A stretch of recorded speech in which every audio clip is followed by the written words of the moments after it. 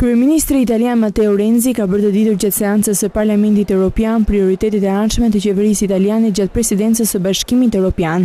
I qetë dhe me duar në xhepa. Renzi e theksoi se Italia nuk shkon te Europa për t'u ankuar, po për të sjellë një të ardhme të denjë për kaluarën tonë. Riportare fiducia e speranza nelle istituzioni europee. Se oggi l'Europa facesse un selfie. Duhet të rikthejmë besimin dhe shpresën në Bashkimin Evropian. Nëse Europa do të vetë fotografohet, do të reflektonte lodhje dhe mërziti, madje në disa raste dorëheqje nga çështjet e caktuara.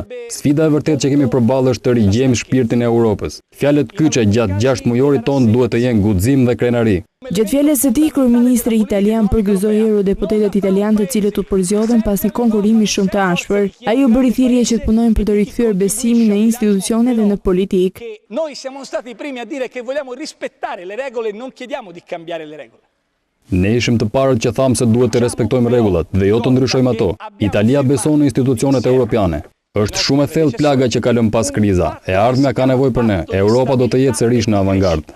Për Renzi, një Europë pa Londrën nuk do të ishte më e varfër, por do të ishte më pak Europë. Pas kësaj deklarate të Renzit ka reaguar menjëherë kryeministri britanik David Cameron, i cili u shpreh se mezi pret të bashkëpunojë me Renzin për të kryer reformat në Europë gjatë presidencës 6 mujorit të Italisë në Bashkimin Evropian.